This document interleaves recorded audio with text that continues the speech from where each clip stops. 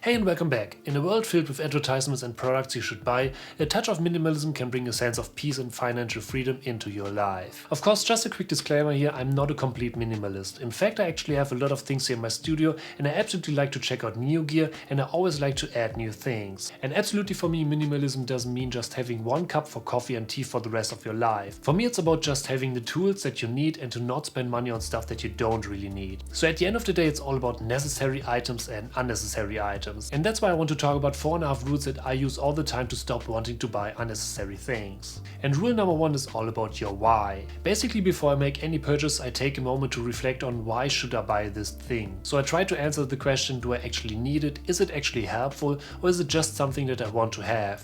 So yeah, if you start to take a step back before you add an item to your shopping cart and think about the questions, why should I buy this right now, what are the benefits and why is it necessary to get it right now, you will realize that in some cases it's not that important and in some other cases it just makes sense to buy it right now. So yeah, if you analyze and understand your why first, you can make more intentional choices about your spending. And in combination with the first rule, you can easily use rule number 2 to improve that even further. In this case, try to use the 1 month rule.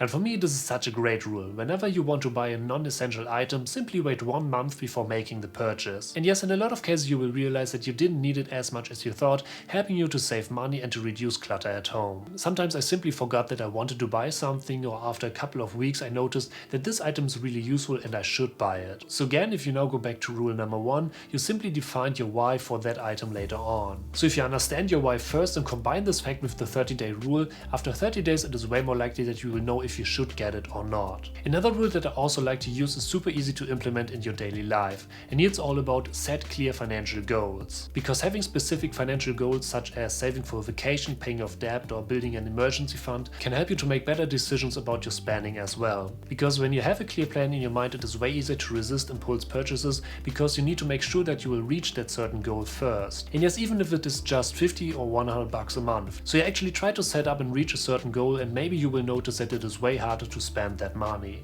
Rule number 4 is all about declutter regularly. So basically I highly recommend to go through your belongings and get rid of items you no longer need or use. Because yeah, it actually helps to understand what kind of things you need for your daily life and it helps to appreciate what you already have. And on top you will see that there are so many things that you have bought that you don't really need, and you will realize that just buying more and more stuff won't make you happy in the long run. And exactly that leads us also back to the question why you should buy a certain product. So at the end of the day, decluttering also helps to define the reasons why you should buy a certain product, and that makes it way easier to avoid products that you don't really need. And now let's talk about rule number 4.5, happiness. And yes, buying new things won't make you happy in the long run. Instead, I highly recommend to switch your focus on experiences and personal growth. When you set your focus on these kind of things, you will learn what kind of things you need to be happy and what kind of things you don't really need. And yes, at the end of the day, if you try to combine these 4.5 rules, it is way more likely to get in the right direction. Because yeah, by understanding your motivation, setting up certain goals and practicing patience, you can take control of your spending habits and live a more fulfilling life. So, thank you for watching, I hope you enjoyed this video, and if you need, don't forget to smash that subscribe button to stay updated for upcoming videos, and I'll see you in the next video.